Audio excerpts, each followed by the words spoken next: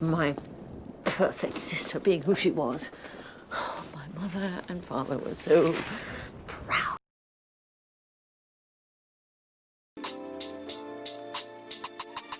There was a lot going on through the entire Harry Potter series. We can all agree on that. There was a lot of side stories and other little bits here and there, aside from the main storyline. Although J.K. Rowling was amazing in making sure that she tied up pretty much most loose ends, there are still a few questions that we have about the stories that never were quite answered. Number 10. How does owl post work? Everybody's dreamed of waking up one morning to an owl at their window holding that famous Hogwarts letter, right? Only problem is, if that did happen, how did the owl in question find you? Okay, maybe they can fly to any given address, but throughout the series, owls have also found people when they have been in completely different and unexpected locations. Do they have some sort of magical GPS? Or are they secretly the smartest creature in the world? The whole thing is of course explained away in one word, magic, but there has to be more to it. Number 9. What if the snitch is never caught? The rules of Quidditch state that the game only ends when the seeker catches the golden snitch. The only thing I want you to worry about is this. The golden snitch. Problem is, what happens if the snitch is never caught? The chances of it actually occurring might be slim, but if both seekers happen to be a little bit useless, it could become a genuine problem. Quidditch through the ages stipulates that both captains can agree to a draw, but what if they're committed to the win? Yes, we've been told that some historic games have gone on for weeks or months, but why stop there? Number 8. Why did Dumbledore give Harry to the Dursleys? They're the worst sort of muggles imaginable. They really are. The only family he has. Yeah, we know. The Dursleys are, inexplicably, the only family that Harry had left after the death of his parents. But seriously, Dumbledore? They locked him in a closet under their stairs, put bars on his windows, and were generally pretty transparent about how much they hated him. You mean to tell us that there were no other options? Here's one. Hagrid. Number 7. What do witches and wizards do before Hogwarts?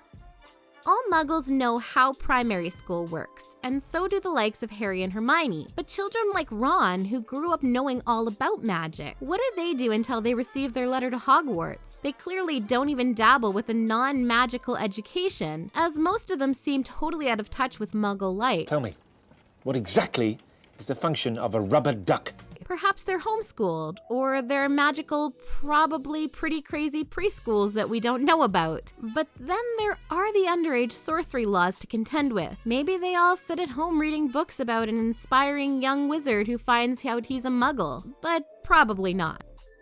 Number 6. What was the first Wizarding War actually like? It was dark times, Harry, dark times. Voldemort started to gather some followers.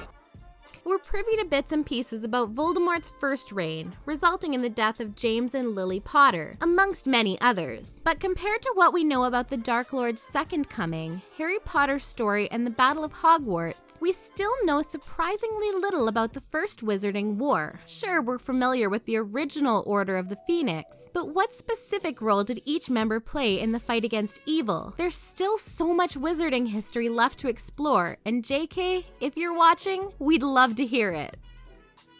Number 5. Where are the rest of Harry's family? The story of Harry's family is a tragic one, made even sadder by the fact that his closest familial links are with the bitter and cruel Dursleys. But surely they can't be his only living relatives. My perfect sister being who she was. My mother and father were so proud. James lost his parents to a dragon pox, granted, but what about the rest of the Potter family tree? If there are more relatives, no matter how distant they may be, they have to offer a better choice of guardianship than Uncle Vernon and Aunt Petunia. Of course, had history played out differently, then Sirius might have been around to adopt young Harry, but we all know why that never happened. Number 4. What happened immediately after the Battle of Hogwarts? Though it ended in glorious victory, the Battle of Hogwarts was disastrous. And with so many Death Eaters fighting for Voldemort, there were punishments handed out left and right and center for surviving supporters, some of which were parents with children then studying at Hogwarts. So how was the whole thing resolved? How did the conflict shape wizarding society between then and Rowling's 19 years later epilogue? From Draco Malfoy to Harry himself, the years between school and middle-aged parenthood have yet to be properly fleshed out. Maybe everyone just shook hands and made friends, but it's doubtful. Number 3, where was the backup? It's not just the UK that has a wizarding community, with Drumstring and Beauxbatons between two of the many international magic schools. So once Voldemort became an obvious and ominous problem, his renewed existence threatened the whole world of the wizarding world. But where was everyone else during the Battle of Hogwarts? With armies of wizards from around the world, the fight might have been far more one-sided, ending quickly and easily in favor of the good guys. But no, you could argue that there wasn't time to gather the troops, but they're witches and wizards. It's not like they'd need a long-haul flight to get there. Number 2, why not time travel to get rid of Voldemort? When in doubt, I find retracing my steps to be a wise place to begin. Good luck. In The Prisoner of Azkaban, it helps save the majestic Buckbeak and allows Sirius to escape. So, if it's so brilliant, shouldn't it have been used at other times too? The second Voldemort was born again in the Goblet of Fire, for instance. Someone should have grabbed a time turner to undo the evil. The issue is somewhat explored in the follow-up play, The Cursed Child. But the fact that the wizarding world time travel exists at all is enough to seriously question several major storylines. Number 1, what's beyond the veil in the Department of Mysteries? The Veil has to be one of the most significant locations in the entire Harry Potter franchise. The voices. Can you tell what they're saying? There aren't any voices, Harry. What we do know is that it's essentially a gate between the living and the dead, and it's impossible to see what lies on the other side of it, as stepping through is a one-way trip, but the Ministry must have it there for a reason. If they're studying it, how much have they found out about it? And is there any hope for anyone caught on the other side? This one really is a matter of life and death, so for Sirius's sake, let's hope we find out more.